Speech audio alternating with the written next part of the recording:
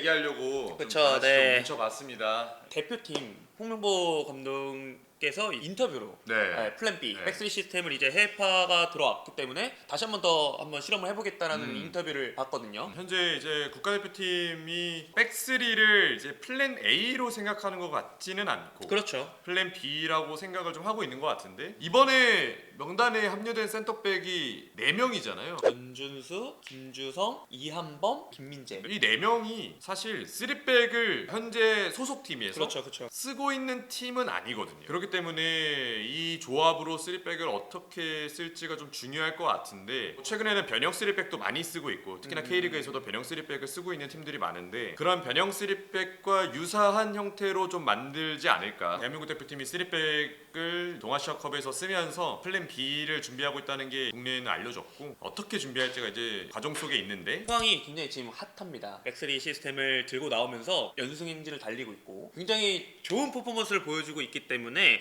포항의 백스리에 대해서 좀 얘기를 해보고 거기에 더해 이제 포항 스틸러스의 백스리를 따라해보면 어떨까? 좋은 부분을 가지고 와서 좀 활용해보면 어떨까? 이야기를 한번 해보도록 하겠습니다. 알겠습니다. 포항 3백이 어떤 식으로 잘 굴러갔는지 포항을 한번 만나보도록 할 텐데 일단 포항 라인업을 한번 볼까요? 백스리 시스템을 들고 나왔어요 역시. 그래서 이제 김천성무에서 막 전역을 한 박승욱 선수가 왼쪽 스토퍼로 자리 잡았고 전민광 그리고 신광훈 선수가 원래 주 포지션은 이제 오른쪽 풀백이잖아요. 근데 오른쪽 스토퍼 자리로 배치가 됐습니다. 여기서의 중요 포인트는 빠른 수비 전환이 가장 중요 포인트였어요. 물론 공격적인 부분에서 지금 공격 전개를 할 때는 약간 매끄럽지 못한 부분이 있었지만은 실수가 나오자마자 곧바로 이제 김동진 그리고 조르지 선수의 빠른 수비 전환을 통해서 다시 한번 볼의 소유권을 가지고 왔고 빠른 공격 전개를 통해서 공격 찬스까지 좀 만들어봤던 이 장면이었는데 공격 전개 후에 공이 뺏겼을 때 곧바로 빠른 수비 전환을 해줬던 부분이 가장 인상적이었고요. 그리고 나서 빠른 공격 전개 이후에 공격 찬스까지 좀 잡아봤었던 포항 스틸러스였습니다. 확실히 세컨볼 싸움에서 빠르게 공 가지고 오고 역습 전환, 시간, 어떤 속도 요게 좀 중요했네. 네. 사실 이 부분이 세리아 팀들 중에서 특히 이번 제가 중계를 했었던 인테르와 토리노와의 경기에서 인테르가 가장 잘 됐던 부분이 이 빠른 수비 전환이었어요. 공격을 시도를 하다가 수비로 빠르게 전환되는 부분이 굉장히 좋았기 때문에 경기 주도권을 잡아갔었거든요.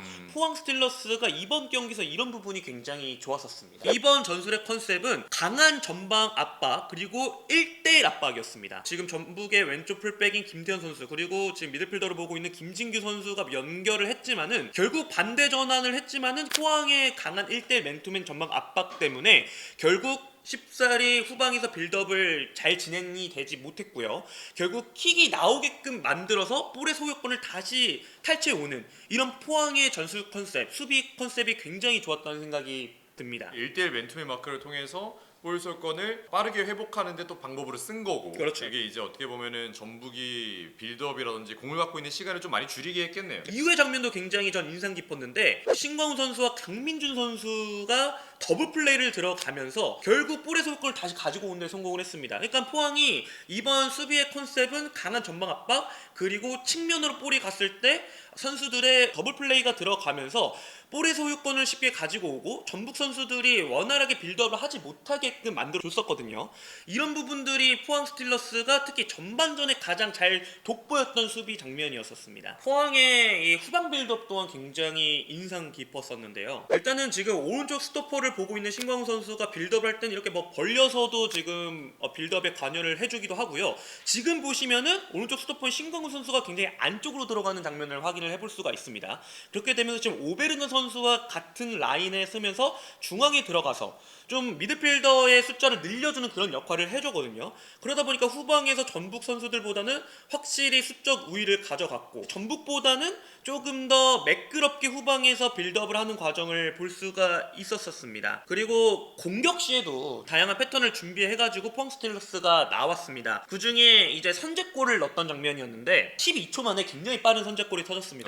시작하자마자 황인재 선수에게 뒤로 내줬고 황인재 선수가 조르지에게 연결을 해줬습니다. 그리고 나서 홍윤상이 잘 흘려줬고 조르지의 슈팅으로 득점을 만들어냈던 장면이었는데 저기서 제일 중요했던 부분이 굉장히 심플하게 공격 작업을 했다는 점 그리고 어정호 선수가 볼을 잡았을 때 홍윤상 선수의 움직임이 굉장히 좋았다고 생각이 들어요. 홍윤상 선수가 지금 받아주러 앞으로 나가면서 앞으로 약간 끌고 나옵니다. 그러다 보니까 지금 이쪽 공간에서 공간이 발생을 했었고 홍윤 선수가 잡지 않고 센스 있게 뒤에 있었던 조르지 선수를 확인한 다음에 잘 흘려줍니다. 이 부분이 포항 스틸러스가 가장 좋았던 부분이라고 생각이 들었습니다. 아까는 이제 조르지에게 다이렉트한 연결을 통해서 득점까지 만들어냈었던 포항이었고요. 이번 이제 페널티킥을 얻기 전의 과정이었는데 굉장히 공격 전개가 매끄러웠습니다. 근데 여기서 저는 좀 칭찬을 해야 될 부분이 볼을 잡고 있는 오베르단 선수라고 생각이 들거든요. 사실은 지금 앞에 조르지 선수가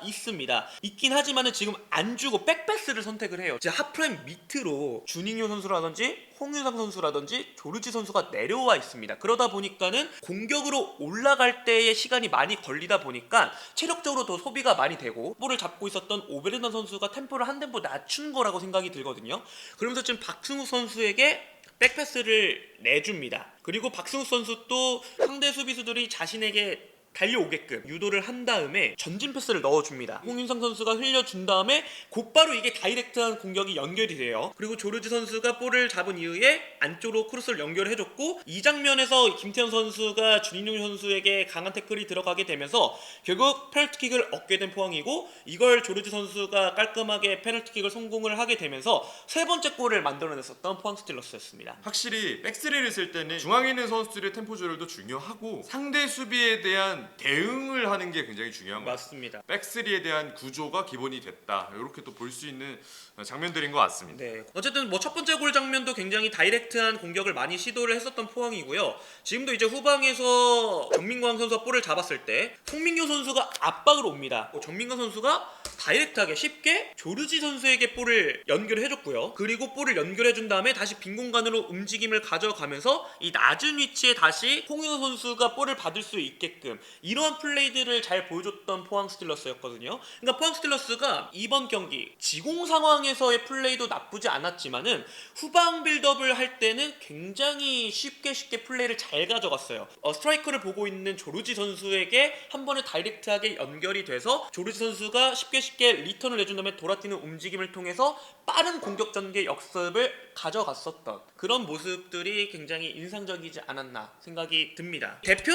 대표팀에게 포항 백스리 시스템에서 적용할 수 있는 부분이 무엇인가 좀 생각을 해봤어요. 빌드업 시에 좀 활용을 할 수 있지 않을까 생각이 드는데 사실 지난 동아시안컵에서 일본과의 경기에서 돌이켜보면은 백스리 시스템을 썼습니다. 특히 이제 중앙 쪽에서 빌드업이 잘 이루어지지 않았는데 아무래도 미들필더에 서민우 선수와 이제 김진규 선수가 있었습니다. 근데 이 두 선수가 계속해서 고립이 되면서 중앙 쪽으로 패스가 들어가는 부분이 원활하지 않았다고 제가 개인적으로 생각이 들거든요. 그렇기 때문에 이 포항 스틸러스의 후방 빌드업 과정을 봤을 때 스토퍼인 신광훈 선수가 지금 중앙 쪽으로 들어가면서 숫자 싸움을 유리하게 가져가는 부분 이런 부분도 활용을 해보면 좋지 않을까라는 생각이 있습니다. 2-3 형태의 빌드업 대형을 갖춰서 플레이를 가져간다라면은 원활한 후방에서 빌드업을 좀 가져갈 수 있지 않을까? 시도를 할 수 있지 않을까라는 생각이 있습니다. 저희는 오늘 이제 포항에 대한 이야기를 좀 해보면서 센터백이 어떤 식으로 공격을 전개하고 어떤 식으로 또 수비를 커버를 하는지 전체적인 거에서